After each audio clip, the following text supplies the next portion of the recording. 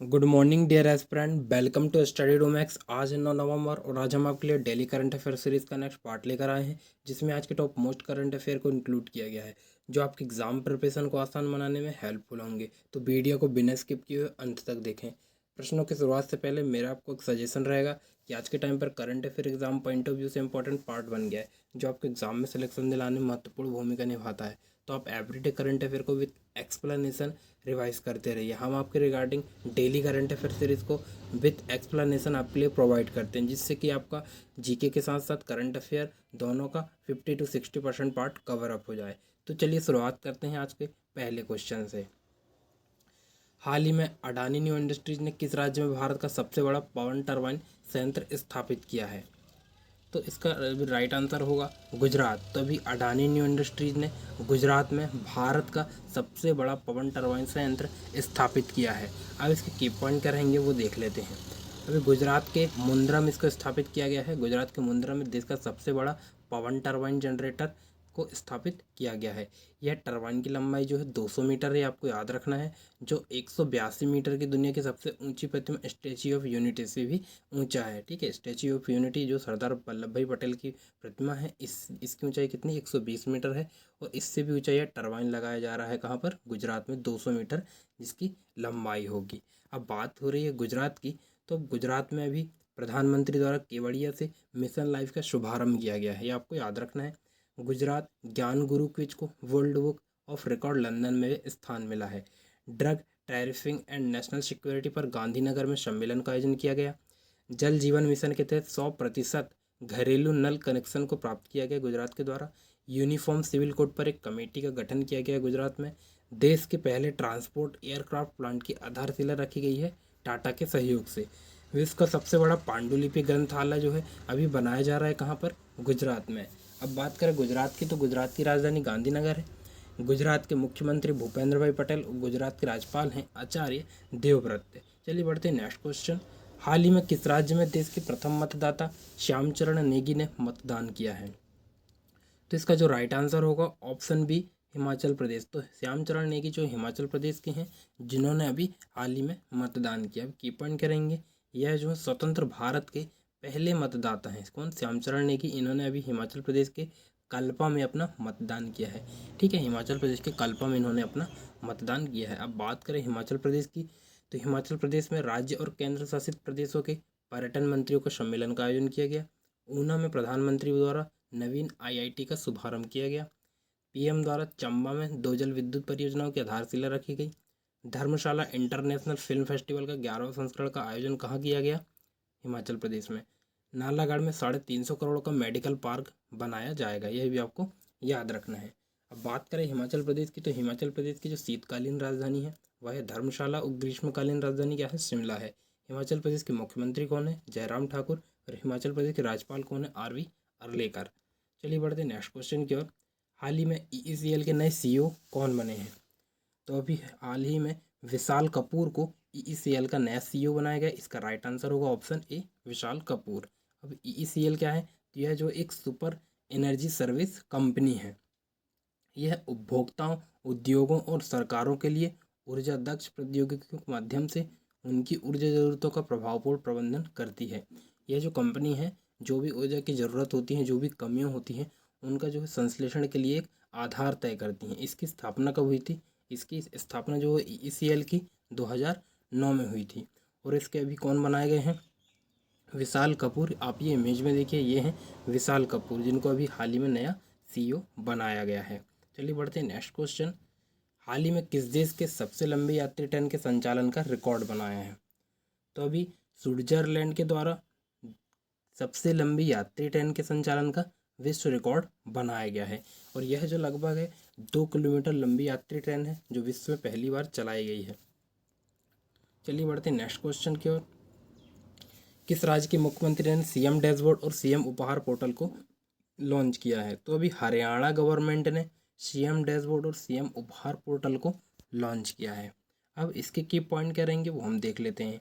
इस पोर्टल से सभी विभागों की विकास की योजनाओं की प्रगति रिपोर्ट जो है एक क्लिक पर जान सकेंगे, तथा सभी विभागों की वास्तविक समीक्षा की जा सकेगी। यानी किस विभाग में किस योजना की क्या प्रोसेस चल रही है, कितनी कंप्लीट हुई है, या कुछ काम हो रहा है या नहीं हो रहा है, तो हम इस पोर्टल के माध्यम से एक क्लिक पर पूरी जानकारी निकाल सकेंगे। और ये इस पोर्टल को कहाँ लॉन्च किया गया है? हरियाणा में लॉन्च किया गया है।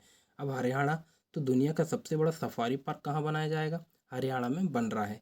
रीना भट्टी जो माउंट एवरेस्ट पर चढ़ने वाली पहली भारतीय महिला है, और यह कहाँ कहाँ की रहने वाली हैं? हरियाणा की रहने वाली हैं। नरेंद्र मोदी द्वारा पानीपत में एथेनॉल प्लांट का उद्घाटन किया गया है। अधिकारियों के लिए हर मंगलवार को नो मीटिंग डे घोषित किया गया है हरियाणा में। प्रधानमंत्री मोदी की अध्यक्षता में चिंतन शिविर का आयोजन कहाँ किया गया? हरियाणा में। पालतू कुत्तों का पंजीकरण अनिवार्य किया गया हरियाणा की सरकार के द्वारा।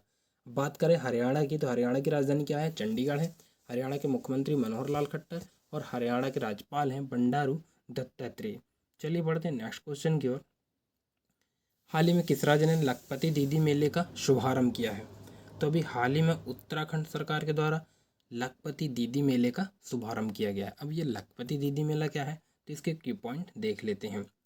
तो योजना के तहत जो है स्वयं सहायता समूहों से जुड़ी जितनी भी महिलाएं हैं, उनमें से 2025 तक 1.25 लाख यानी कि 1.25 लाख महिलाओं को लखपति बनाने का लक्ष्य रखा गया है।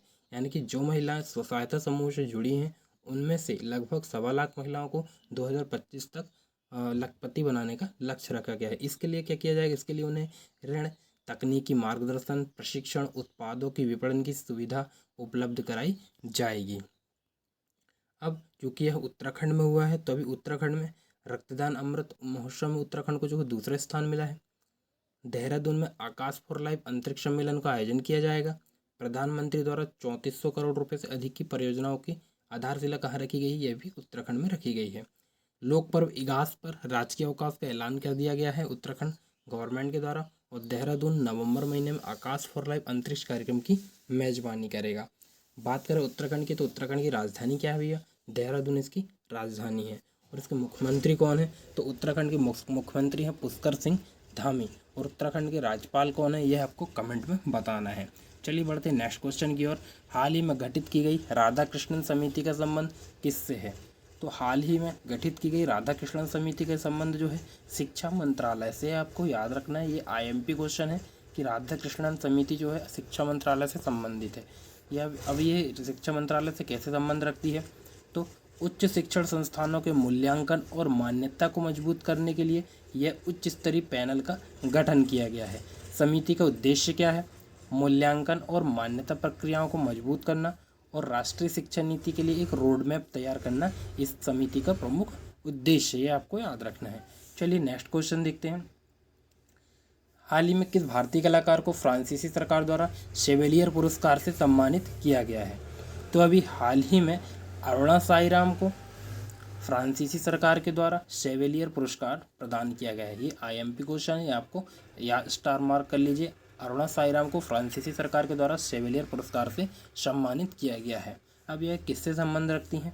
तो यह कर्नाटक गायक, संगीतकार, सहयोगी, मानवतावादी और वक्ता अरुणा साईराम को न केवल उनके गायन कौशल के लिए बल्कि भारत फ्रांस संबंधों के विकास में उनके योगदान के लिए भी इन्हें यह पुरस्कार के लिए चुना गया है। चलिए बढ़ते हैं नेक्स्ट क्वेश्चन की ओर। हाल ही में बांग्लादेश की प्रधानमंत्री शेख हसीना द्वारा प्रतिष्ठित फ्रेंड्स ऑफ लिबरेशन वॉर से किसे सम्मानित किया गया? तो फ्रेंड्स ऑफ लिबरेशन वॉर से जो है अभी बांग्लादेश की शेख हसीना द्वारा एडवर्ड M कैनेडी को चुना गया है।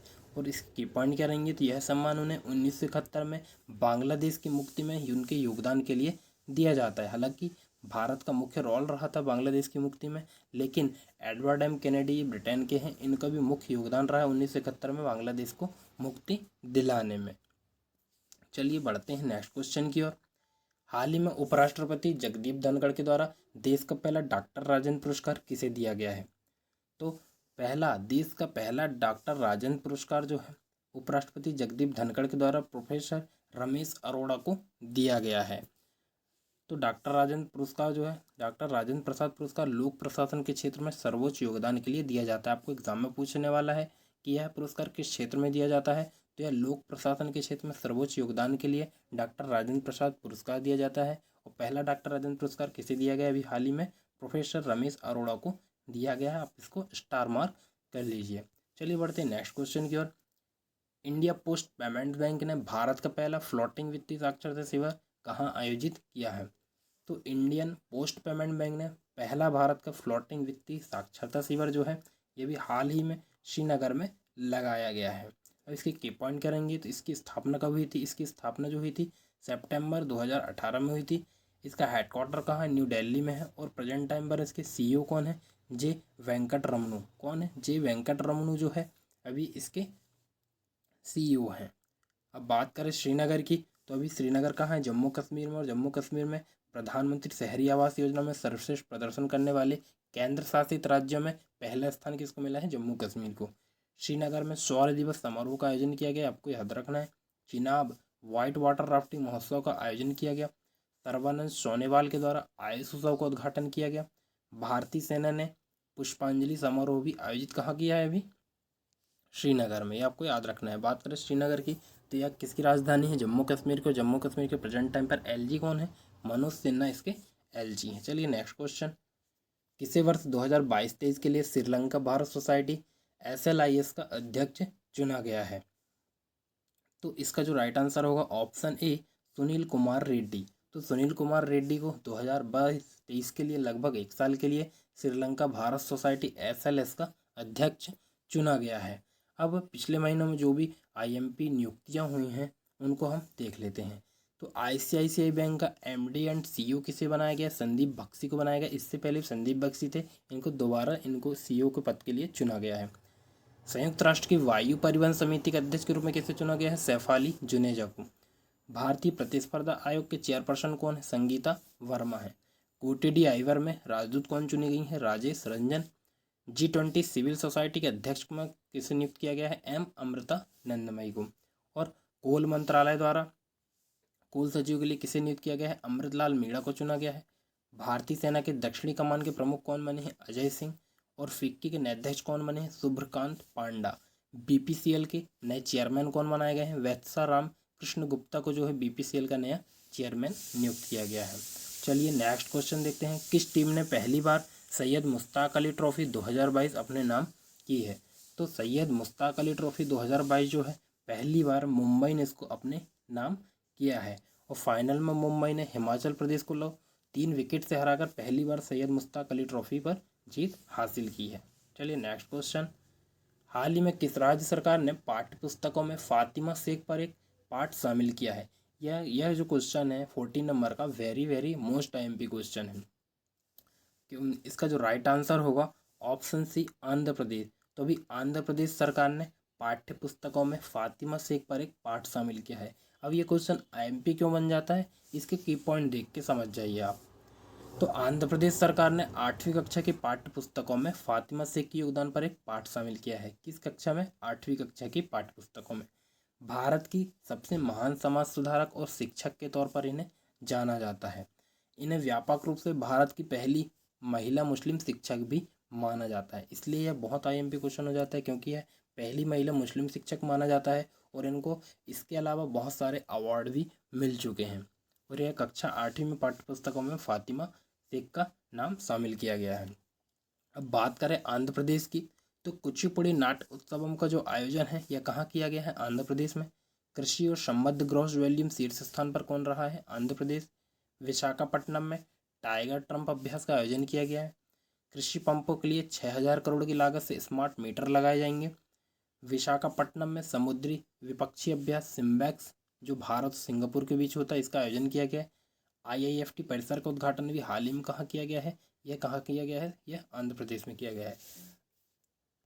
चलिए बढ़ते हैं नेक्स्ट क्वेश्चन की ओर। हाल ही में किसने पंचायती राज की ग्रामीण विकास एजेंडा पुस्तक का विमोचन किया है? तो अभी हाल ही में गिरिराज सिंह के द्वारा पंचायती राज की पहली ग्रामीण विकास एजेंडा पुस्तक का विमोचन किया गया है। अब इसके की पॉइंट क्या रहेंगे? तो इस पुस्तिका के माध्यम से सभी योजनाओं जैसे कि मनरेगा, दीनदयाल अंत्योदय योजना, राष्ट्रीय ग्रामीण आजीविका मिशन, प्रधानमंत्री आवास योजना, ग्रामीण, PM ग्राम सड़क योजना आदि की जानकारी प्रतिनिधि और आम जनता को उपलब्ध कराने के लिए इस पुस्तक का विमोचन किया गया है। अब पिछले कुछ दिनों में जो नवीन पुस्तकें आई हैं और उनके ऑथर को हम एक बार देख लेते हैं। जैसे कि मोदी @20 ड्रीम्स मीट डिलीवरी, इस पुस्तक को किसने लॉन्च किया है? F जयशंकर ने। मुस्कुराते चंद लम्हे और खामोशियाँ, इसको मनोज वाजपेयी ने लॉन्च किया है। अम्बेडकर और मोदी, यह रामनाथ कोविंद द्वारा लिखित है। रजनी के मंत्र पीसी बाला सुब्रमण्यम द्वारा लिखित है। विल पावर रोजर्ड मॉरिसन द्वारा लिखित है। Delhi university celebrating 100 glorious years, यह हरदीप सिंह पुरी द्वारा लिखित है। और न्यूक्लियराइजेशन ऑफ एशिया, यह जो रहने बाबा द्वारा लिखित है, यह जो IMP है। तो दोस्तों ये रहे हमारे आज के टॉप मोस्ट करंट अफेयर के क्वेश्चन। यदि आपको हमारे द्वारा दी गई जानकारी पसंद आती है तो आप हमारे चैनल स्टडी डू मैक्स को लाइक शेयर एंड सब्सक्राइब कर सकते हैं। और आज के करंट अफेयर के PDF की लिंक आपको डिस्क्रिप्शन में मिल जाएगी, आप वहां से जाके इजीली डाउनलोड कर सकते हैं। Thank you.